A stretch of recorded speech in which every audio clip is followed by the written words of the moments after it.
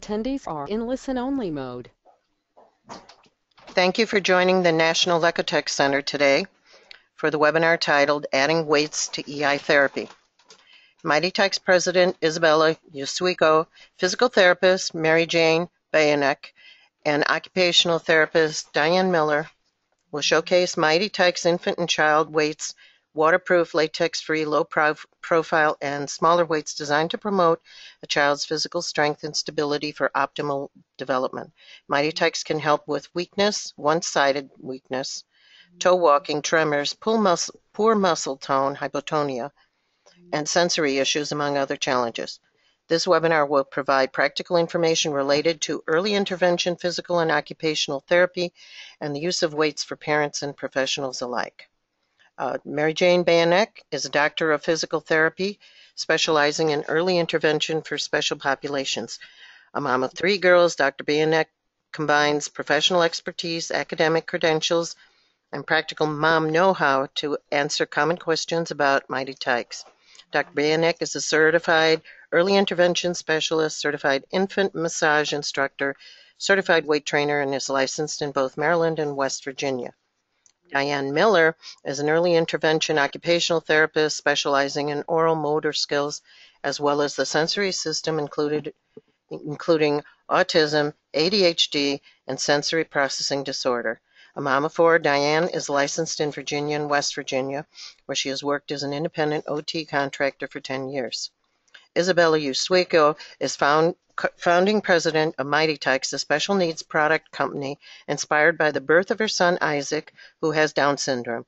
MightyTykes' flagship product are infant and child weights, designed by Isabella with the help of other parents, as well as occupational and physical therapists. Before forming MightyTykes, Isabella was a communications consultant for the healthcare industry. Before we start, I'd like to go over a few basics. During the webinar, participants will be muted to reduce background noise. You may enter your questions or concerns using the question box in the GoToWebinar toolbar or by way of the chat box. You may do that at any time during the webinar. However, questions will only be asked by me at the end of the webinar. Based on attention levels and survey response, we will provide 1 CEU credit hour for attending this webinar.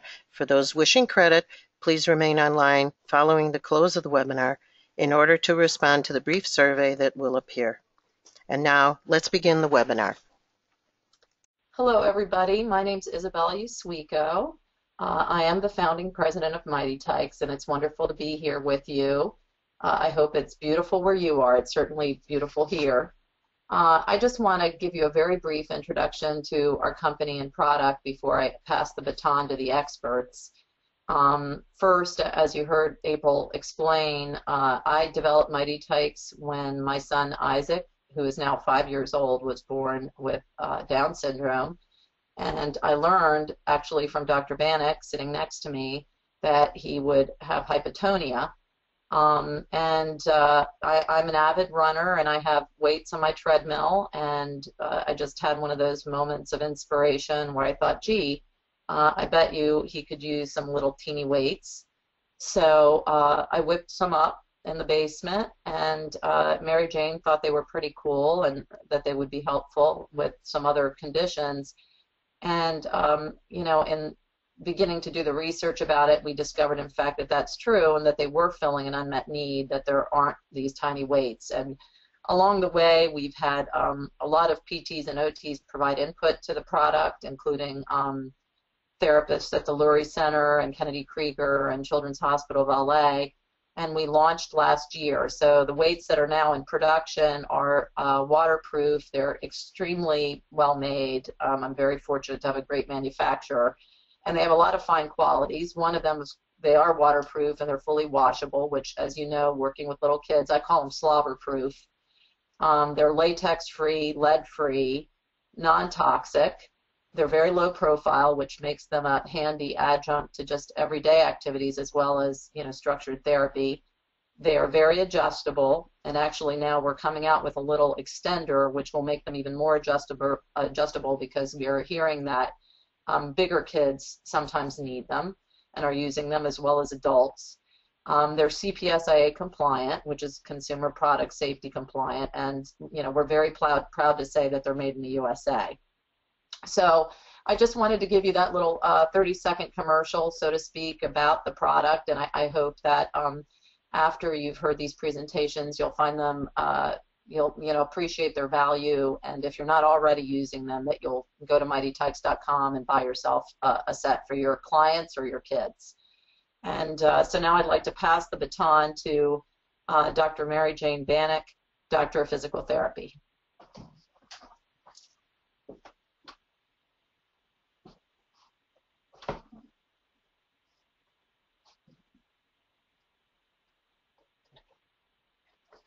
Oops.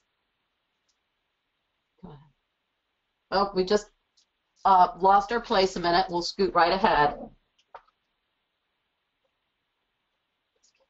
That's okay.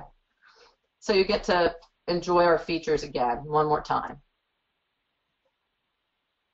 Okay, hello, I'm Dr. Bannock, and I have the honor of working with Isabella's son and Isabella through early intervention here in West Virginia. When Isabella first brought the weights out that she had designed on her sewing machine in the basement, I was very impressed. They were, the first set of weights were made out of a softer material, and they fit, and they're right here, and they fit her son very well. Up to that point, on a child in the size of a child who's typically in early intervention, we really didn't have anything small enough in weight and in size that would be appropriate to use in that population. So we started using them on Isaac, and we found that he tolerated them great. So Isabella came up with a few prototypes that I could take out and use on some of the other children who I see in early intervention, who have various diagnoses.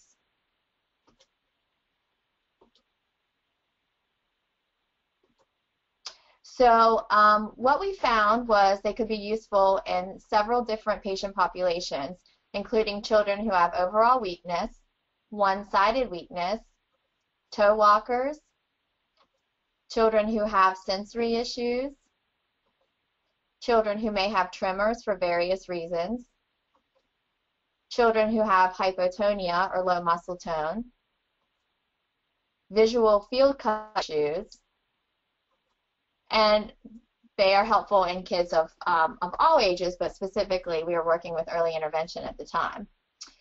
Some of these conditions are found in kids who are typically developing without a specific diagnosis, children who have had an infant or intrauterine stroke, or CVA, children who are born premature, children with a diagnosis of cerebral palsy, torticollis, or tightness on one side of their neck, Down syndrome, autism spectrum disorders, muscular dystrophy, and several other conditions. And just talking about a couple of the diagnoses on the left side of the slide, children have one-sided weakness for various reasons. Children who have had an intrauterine stroke, cerebral palsy, or traumatic brain injury experience one-sided weakness. Children who have torticollis, which is that tightness on the neck muscular, that muscle is called your sternocleidomastoid muscle, often develop asymmetry and a resultant one-sided weakness. Infants shouldn't have a dominant side until they're closer to 18 months old. So children who have a strong preference for reaching with only one side of their body, or who always pass toys to one side, should be evaluated for reasons for that weakness. Children who have general low muscle tone or hypotonia, they may have this due to being premature or due to certain diagnoses, including Down syndrome, muscular dystrophy, or Williams syndrome. And sometimes they have hypotonia for no known reason, no known diagnosis, and this is called idiopathic or congenital hypotonia. In this case, the weights can be used to promote general strength in these children. They can be used for both upper and lower extremities in conjunction with teaching functional skills such as standing, reaching up and across midline, and crawling. And I would also like to talk about toe walking. Many children who walk on their toes primarily due to tightness in their heel cords, increased neurological tone, or sensory issues. These children benefit from increased weights on their ankles to provide a sensory input and increase the proprioceptive input through the entire foot. They may also provide cueing to help promote a heel-toe gait pattern.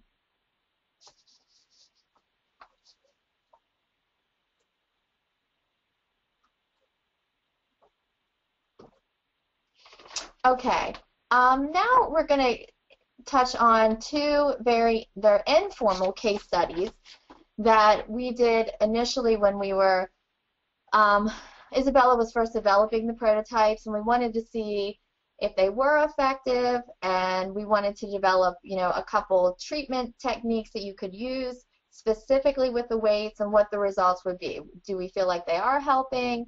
Are they easy for parents to use and follow through with? So basically the first case study, we did a 2-month trial period, and these were done back in 2002 in the very early phases. The first case study was with a 19-month-old female. She had a diagnosis of left upper and lower extremity weakness and an increase in neurological tone in the same extremities due to an intrauterine cerebrovascular incident or a stroke.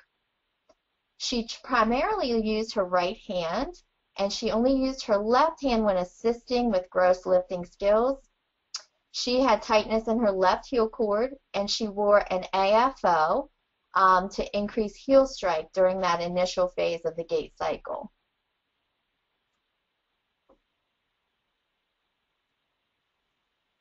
So the MightyTyke weights were used primarily on her left wrist to provide added weight as well as proprioceptive input.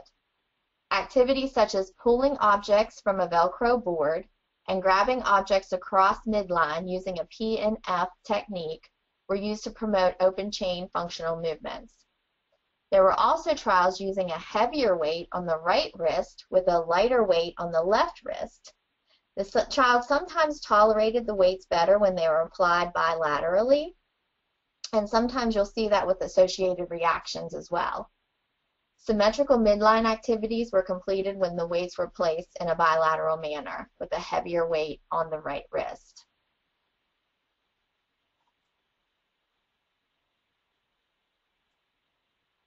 The ankle weights were used to give proprioceptive cueing to the left foot or ankle to increase a flat foot position during weight bearing and walking or during heel strike. And the results were that they proved to be an effective They proved to be effective as an adjunct to therapy for both proprioceptive and strengthening skills used during functional and developmental activities during early intervention. There was an improvement noted with this skill when the weight was applied in conjunction with the AFO.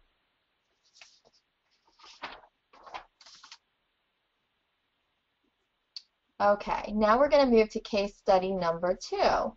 This was a 2-month trial as well, back in 2012. A 28-month-old female. She had no official diagnosis. She had a mild gross motor delay of 25% and atypical motor development. She only initiated stepping up with her right leg and stepping down with her left leg, thus having some asymmetry with stepping patterns. She also walked on her toes 50% of the time and had mild tightness noted in her heel cords. This child was also a W-sitter during play. Her gait appearance reflected mild in-toeing, and she had some atypical sensory regulation areas with texture. She received both physical therapy and occupational therapy services during early intervention.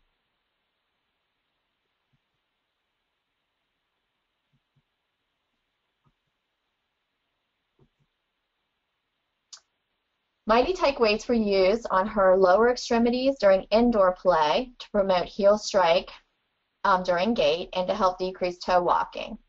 She used them while playing on indoor small slides, stepping up and down steps, and walking on uneven and even terrain, both indoors and outdoors. We also used the ankle weights to give proprioceptive cueing and to provide a sensory and weighted input to increase flat foot position during weight bearing and walking. We used the weights as cueing to ring sit and to discourage W sit as well. We did activities such as she would decorate the weights with stickers. She tolerated ring sitting much better when the weights were applied on the medial aspect of her knees that gave a little bit of weight and added gravitational input as well.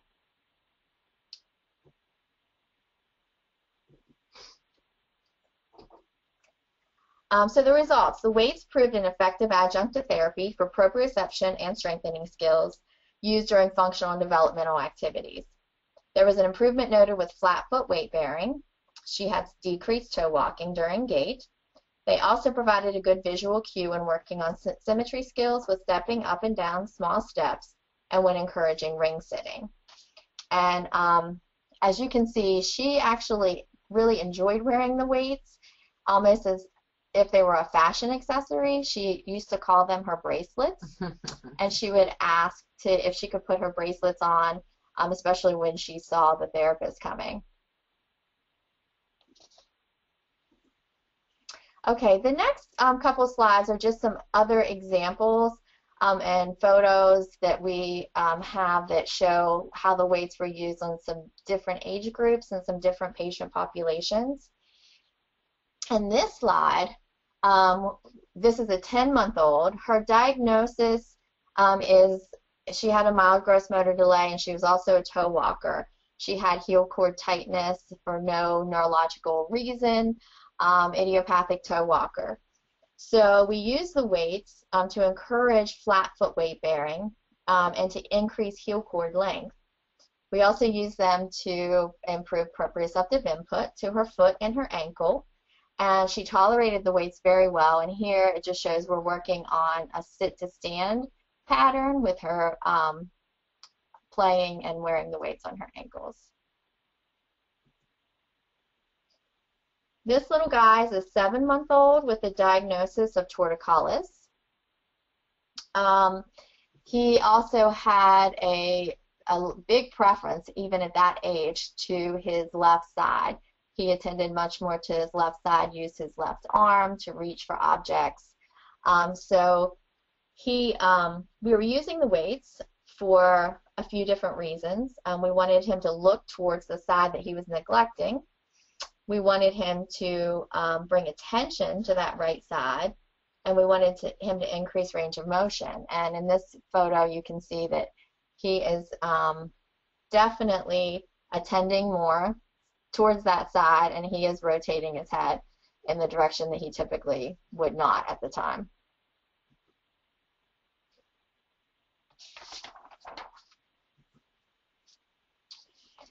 This is a 2.5-year-old who had a diagnosis of general hypotonia, about a 25% gross motor delay, and was also a toe walker. We were working on reciprocal stepping on a preschool slide while he was wearing the weights. We wanted to provide increased proprioceptive input and encourage flat foot weight bearing and heel strike. We were also working on increasing some strength in his lower extremities, as he had some mild decrease in strength, and he performed these activities very well on the slide. We did this both inside and outside. So in summary, the small MightyTyke weights are very beneficial for many gross motor delays and to work towards progressing towards functional gross motor skills. It's always recommended that the therapist evaluate how best to use the weights and how they can benefit the child most, as there are specific activities that would be much more appropriate depending on the child and their specific strength or motor deficit. Next, we will have Diane discussing how the weights can be used to address fine motor and sensory integration challenges. So on to Diane. Hello, everyone. Good afternoon. It's Diane Miller. Throughout these slides, there will be some crossover between the PT and OT, and we work very closely together as a team because the weights are beneficial throughout any session. So first, I'm going to talk about some different positions that you may try these weights in with a child, or even I use them within the school setting as well. So there's several positions you can use during the day. They include side lying, which means that you have the child lying on their side during an activity with weight either on one wrist or both. You can have them lying flat, as with a play mat or a hanging toy to reach above them. Sitting, either supported sitting or unsupported sitting, and that can include any sort of special therapy equipment that you may need to use for sitting. Standing, you can support the arm at the table top and use the weights in a side-by-side motion, side-to-side motion. Anytime you're using therapeutic equipment, and that may include a stander or a therapy ball. In the school setting, I use a bean bag quite frequently. So you can perform these activities in a gravity or with gravity or gravity eliminated or against gravity. And to just kind of generalize on that, you kind of have to look at the exact movement that you're trying to focus upon or that you're targeting when you look at those different areas, because with gravity would be, say in side lying, you're doing some reaching, so you just kind of have to look at the position that you have the child in and what specific movement you're targeting when you think about those different positions. There's some strategies that you can use. You always want to use the weights with a purpose. Typically in an OT session, you'll see the child either reaching for a toy, maneuvering a toy across a table, or activating a toy or a button to get some sort of a cause and effect. As discussed earlier, one-sided weakness happens for a variety of reasons, but when you're working with a child who has one-sided weakness, you can focus on reaching across the body in a diagonal pattern. That may be reaching for a toy close to the hip and then opposite ear. You may have to at times prohibit the opposite arm from reaching to get that diagonal pattern. You always want to encourage weight bearing, especially in tummy time, and you can do this with the weights on as well. That helps give extra feedback. And I typically on tummy time put the weights bilaterally, so they have them on both arms. And even if you don't know if there's a true visual cut or not, there could just be neglect on the one side. And this may, and when you use the weights with the neglect, you would provide that extra proprioceptive input. It helps promote visual cues to a child, so a child can attend to the affected side, and it promotes the use of one side of the body. So you really focus on the one side. The sensory aspects of using the MightyTykes: use of the ankle weights to make the child feel the extra stimulation through his or her joints to improve body awareness or attention and activity. It also allows the child to have the sensation that he or she may have if jumping or bouncing on the floor with it being then a smaller movement. Sometimes you'll see children bouncing around, and parents will say they bounce on everything. I've put some weights on their ankles, and they still bounce, but it's not as extreme. It just kind of plays it down a little bit because it gives them that extra sensation. And then that goes into the proprioceptive input. Proprioceptive input is sensations from the joints, muscles, and connective tissue that leads the child to some body awareness. And body awareness is the concept of knowing where your body is in space. So proprioception and body awareness result in the ability to safely maneuver around your environment.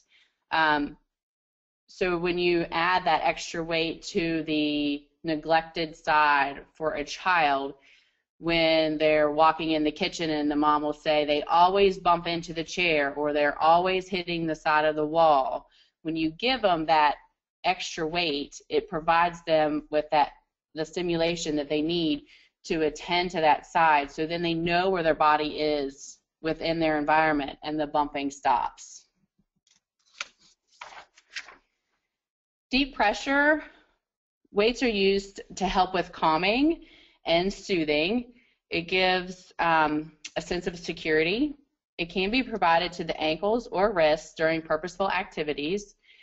Very often, if I have a child who has a difficult time attending, I will use weights both on the ankles and the wrists at the same time, because that will help increase the attention span while we're doing a purposeful activity.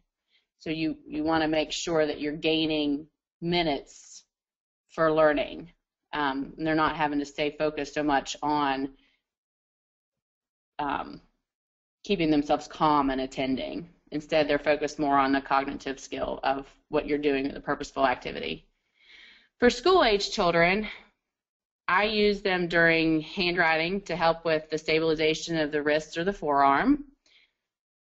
Child can concentrate on the fine motor activities as opposed to working on stabilizing the rest of their arm. I do a lot of stuff lying on the tummy, on the floor, especially in a beanbag. And then you can also do these activities with weights sitting at a desk or even standing at the board. It provides them, it works on the entire low tone that has already been discussed. Your treatment protocol is important. You want to always make sure you're assessing how much weight and the length of time the child wears them. Always check for any reddened areas or either bothersome spots, because then they're either wearing the weights too long, their weights are too tight, or they're not tolerating the wear schedule. So you either have to back off on the weight or back off on the length until you can increase the tolerance. There's some other benefits. The weights prohibits and or decrease the random rapid movements. Oftentimes tremors that could be caused by medication, you'll see sometimes with fine motor activities, and so the weights help decrease some of that the random rapid movements. So it addresses those fine motor deficits. It provides the body with sensory feedback needed for exploration and also behavioral management. I work with children who have difficulty with concentration, attention span, oftentimes with temper tantrums, and I have found that the weights have helped calm some of that, and it's the sensory issues that we see sometimes, and so I will put those weights on sometimes, and so we're able then to educate, and some of that behavior diminishes with that. So, and then challenges. If the child resists wearing the weights, I tuck them under the sleeves or pant legs, and that's a classic move. You can wear them yourself while you play with the child, especially if I have a child who's really hesitant about putting them on. Sometimes I'll say, why don't you put them on Miss Diane first? Let Miss Diane wear them. And then curiosity, it plays a big role in that, and they decide then that they want to put them on themselves. You can distract them immediately after putting them on. That means that you need to have all of your activity ready. So as you're sitting there, you put the weights on, and then you can engage very quickly. You want to have someone else try at times, like daddy or another caregiver may do it a little bit better than what you can. So.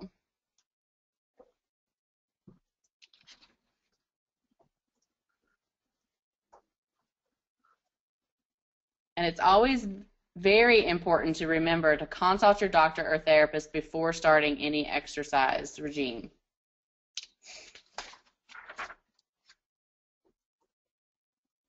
So I just wanted to take a moment. Thank you so much for Diane and Mary Jane for that excellent overview of the use of weights and early intervention. If anybody has more questions beyond what may come up in our Q&A session here, you can always reach out to Dr. Bannock via our website or calling our toll-free number. And also, there is a user guide that you can download from the website as well under the product page. And that provides, more detailed instructions about different activities that can be done with the weights on. And of course, we always encourage people to connect with us socially. So friend us on Facebook and follow us, etc. We'd love to connect with you, and we'd love to hear what your experiences are, more importantly, about using the weights with your clients or your kids, if there are any parents out there. And naturally, if you'd like to buy some Mighty Tykes, you can do that at MightyTykes.com, or you can Google them. A lot of different resellers are carrying them now, probably some ones that you're buying from already. Anyway, thank you so much for your time and attention today, and it was great being here with you. And I think now we'll open it up for questions, if there are any. All righty. The first question that I have here is if you are a parent and would like to incorporate the weights to help your child with fine motor deficits with writing, how long is it recommended for the child to wear them? Age of the child is 9. If school doesn't think he needs OT. Diane, you wanna field that question? You said you're using them with school-age kids too. Yes, I would start out in small segments and do 10 to 15 minutes is kind of how I start, and then I take the weights off and I check, of course, for any areas or any complaints of fatigue.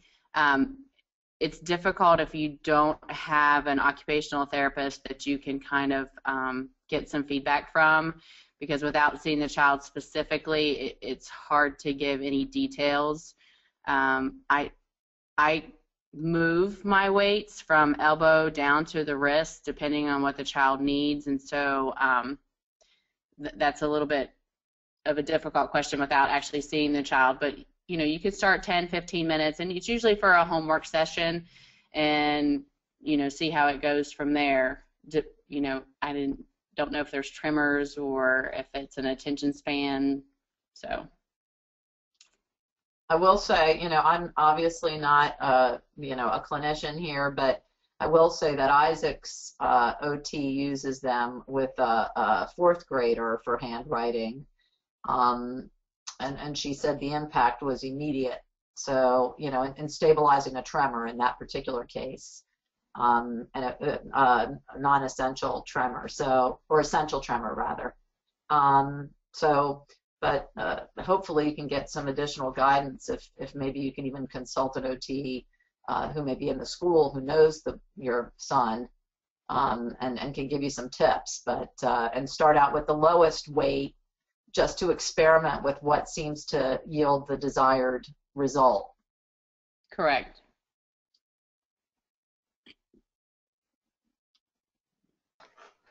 All righty. Can you please talk about carryover, both short-term and long-term? What do you see when the weights are off? How long does the effect last? That would depend on exactly, why you're using the weights and the child's diagnosis. So it's a very, very broad question. I would say, two of the areas that I see a lot of carryover are with toe walkers, because once the weight is applied and the heel cord is lengthened and the proprioceptive input is felt, of course, heel strike is always more efficient during walking than to walk with an absent heel strike. So that carryover is fairly good after a couple of months, sometimes even after a couple of weeks of use. It all really depends on the child's diagnosis and really where they are in development.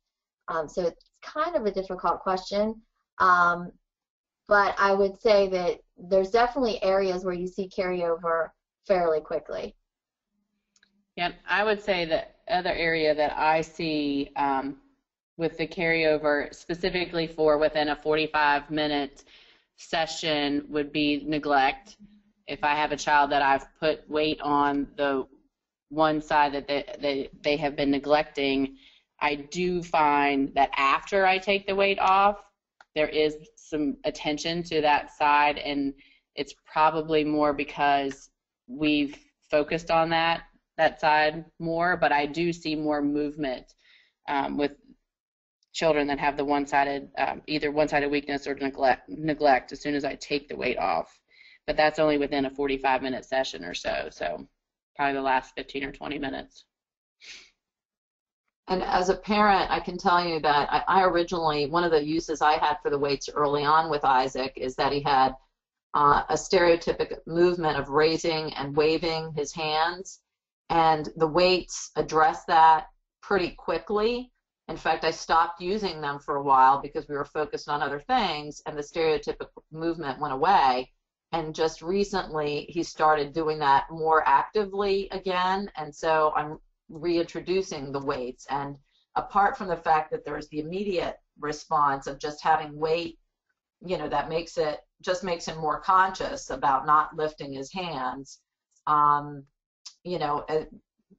I expect, and I've already observed to a degree that, once they're removed, that he is keeping his hands down more because it's just sort of reprogrammed. I'm sure that there's, a more official explanation, but, addressing that carryover question. Okay, someone asked, some kids don't like wearing things, hats, headbands, etc. This could be a similar problem with the weights. Are there any fun ways to get the weights on the child so they ignore them?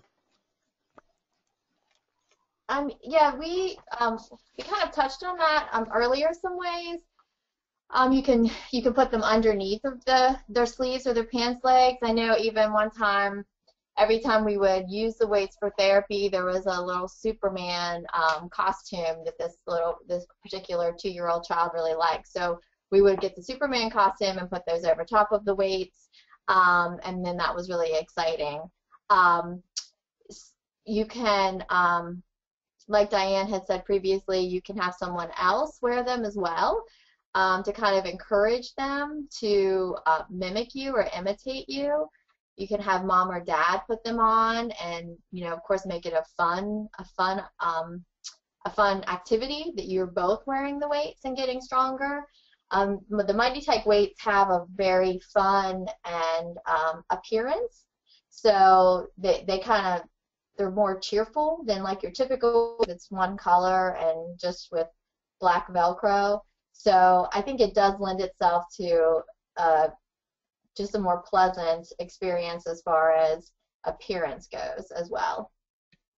And I will also say, as a mom, like now that I'm reintroducing Isaac's been using the weights on his ankles and PT pretty much consistently, but now that I'm reintroducing them for his wrists, and I find he is somewhat resistant, is to just briefly distract him during that session when he's wearing them, and quickly he forgets that they're there.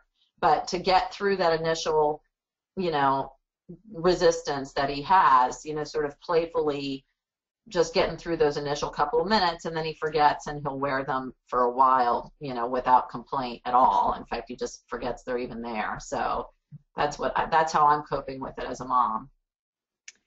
I've actually ran into children who are resistant to clothing and hats and stickers and all of those kinds of things. So it takes me several sessions sometimes to actually get a child to put weights on, and I just kind of bring them out and let them explore the weights by themselves. And sometimes they will put them on me, or they'll put them on a stuffed animal, or they'll put them on mommy, and eventually we do get them on. And then you can use those distracting techniques to get them to actually engage in activity while they have them on. So it does sometimes take some time, but I just kind of leave them and let them be in their environment for a while, and they'll pick them up.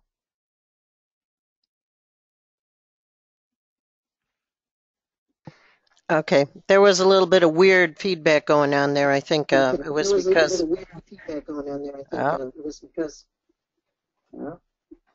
Yeah, I hear it now too. I think somebody has their microphone up really, or their speaker up really high.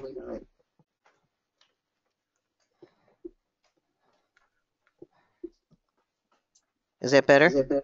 Nope.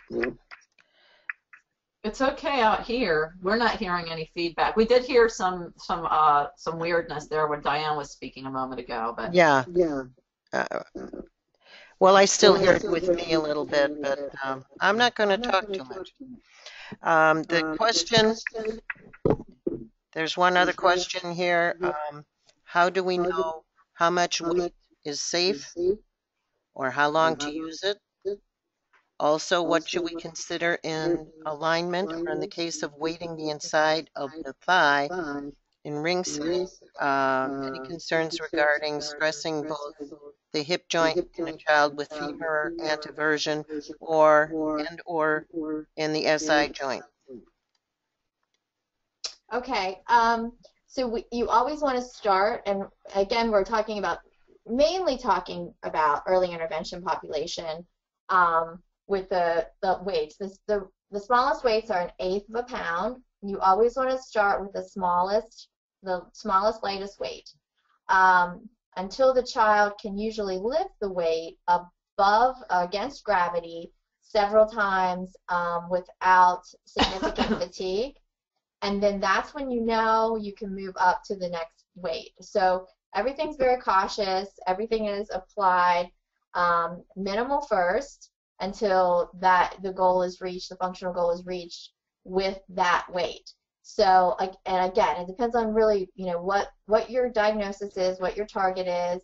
You do have to be very careful with ligamentous laxity in some of the kids who have hypotonia.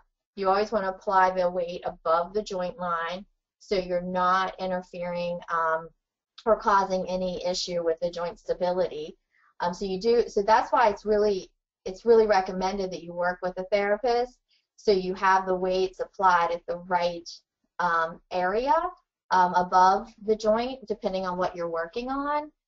As far as using the weights as like a very gentle cue when a child is ring sitting, you still want to start with the smallest amount of weight possible. So if you think about even just applying your hand, the weight of your hand when a child is ring sitting, to give a very gentle hip stretch, and that would be like applying the lowest weight, like 1/8 of a pound. If a child has femoral anteversion and they have an official diagnosis of that, then you need to check with the orthopedic doctor who they saw to see what kind of therapeutic intervention is recommended, because there are varying degrees of femoral anteversion. Sometimes you are okay to give some stretches. Sometimes the physician will recommend that the child is not stretched in that position, depending on what the plan of care is going to be. Because as we know, some kids with femoral anteroversion is so severe that they do recommend surgical intervention, and those would not be children who we would be recommending use these weights without very, very close therapy intervention.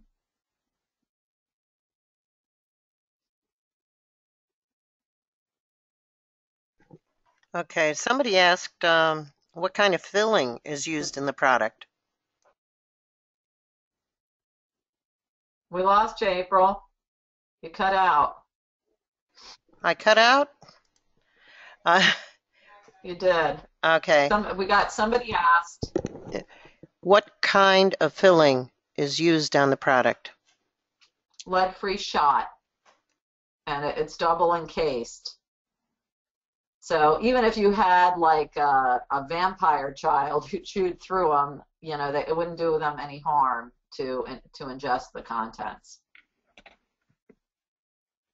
You wouldn't want to go out of your way to do it, though. All right. Somebody asked about concerns for use with children with CP. We have a lot of CP clients using them all over. I don't know. You experts tell me. Concerns for use. So there's various forms of cerebral palsy. So that's, we would have to get into really each child specifically and what you're working with. Concerns. You always want to pay attention to the joint line. You always want to start with the lowest amount of weight. You always want to look at alignment. You wouldn't apply weight to a child who has a chronic dislocation or subluxation of a joint. That would be a contraindication. Anything that would be a contraindication to applying any kind of weight or resistance, you would not want to use with even a small amount of weight. So you're mainly using them for the reasons stated previously, such as strengthening, bringing attention to that side, providing some sensory input, decreasing some tremors. So it's really a little bit difficult to answer because I don't know specifically what kind of cerebral palsy that we're talking about. We have ataxic and athetoid cerebral palsy where we're looking at more lower tone and movements that are more uncontrolled, and the weights could certainly be used in that instance depending on what the functional goal is and what you're working on. But more of that, I'm thinking of children who are a little bit older. Children who are younger, you're looking at more floor time play and very supervised play.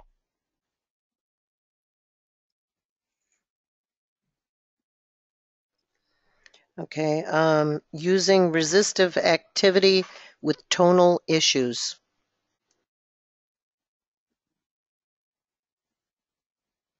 Did you want examples of that?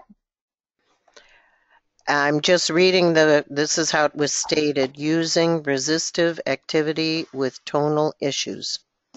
Okay. So I'm not sure if you want some examples. So we talked about low muscle tone and how the weights could be used in children with low muscle tone or hypotonia. So then you also have children who have higher muscle tone because of neurological diagnoses. And you can use the weights to try to decrease some of that tone by providing proprioceptive input and cueing to decrease decrease tone if that is your goal. The person followed up with CP kids with hypertonicity. Right. Okay. So basically, if you have hypertonicity from cerebral palsy, you can use the weight to try to decrease that hypertonicity to increase functional skills. So if you're working on, say you're working on feeding and there's high tone in that upper extremity, and that high tone is preventing the child from moving the fork or the spoon from the bowl to their mouth. You can apply some added weight to try to decrease that tremor or that tone, just to provide some input that they're not controlling, in order to try to get the spoon to their mouth or the fork to their mouth.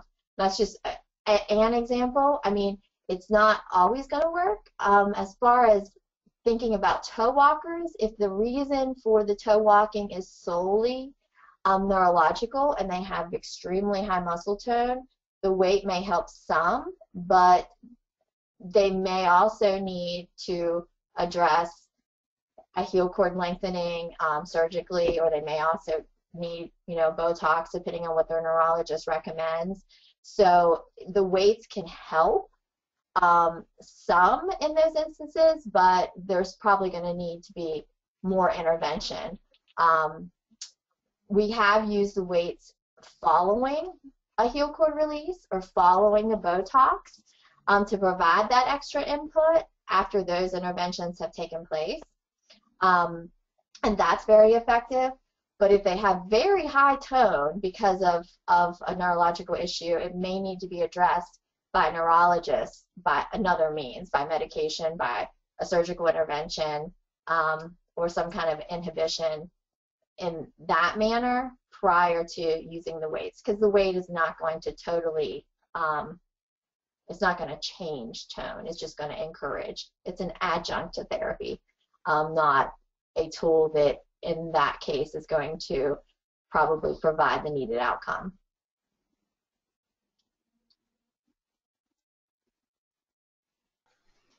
Somebody was asking of how their weights are sold, if they're in different pounds, and is there a guideline on how much weights you use for a child?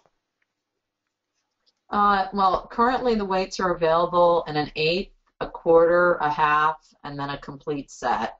And they're available at MightyTykes.com, and they're also Achievement products, Beyond Play, a variety of sources and different price points. As far as which weights to use, it's really dependent on the individual child, and that's why in an ideal world, you're working with a PT or an OT who can make a recommendation. And as both Mary Jane and Diane mentioned, as far as determining what weight, start with the lowest and, see what your child or your client is tolerating.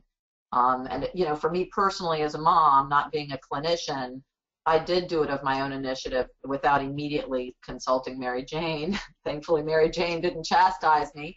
But, it was pretty obvious what Isaac could tolerate. I mean, I made him ultra lightweights. In fact, they were lighter than an eighth when I started with him, but he was only a few months old.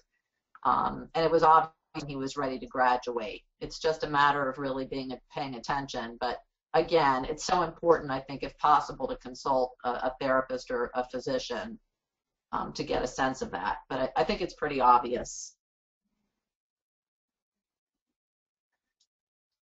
Okay, I don't see any other questions here, so maybe each of you would like to have some closing comments or a little something to say to kind of wrap up the webinar. All right. This is Dr. Bannock. And just in general, the small weights really fill a need in early intervention and can be beneficial for many gross motor delays and working towards progressing towards those functional gross motor skills. But as always, in closing, I am a physical therapist, and I do think that it is always best to consult your therapist for advice and hopefully treatment techniques, because every child is so individual. I'm just very happy. Well, I'm going to let Diane speak very briefly, and then I'll wrap it up. Diane, anything to add as a concluding remarks? I don't really have anything extra except for, I definitely would follow guidelines.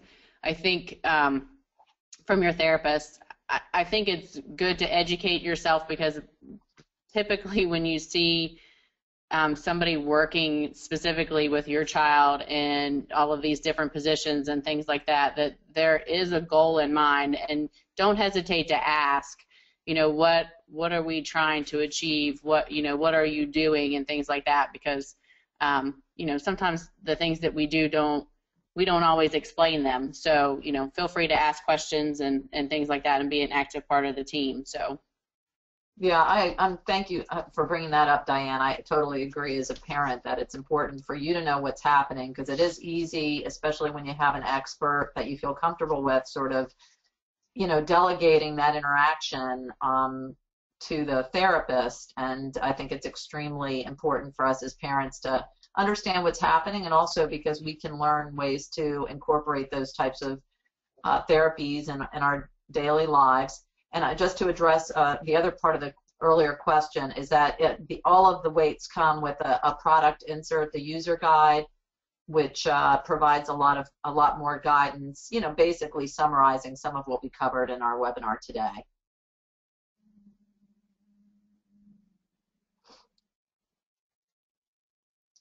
Alrighty. Well, I'd like to thank everyone who joined us today. And special thanks to Isabel Usuico, Dr. Mary Jane Banek, and Diane Miller for taking the time to present to us today. Please remember to wait for the survey to appear if you are earning CEUs today, and watch our website for upcoming Lekotek webinars, and as well as the archives that are also available. However, note that the archives do not include CEU credit. Thank you again for joining us, and have a great afternoon.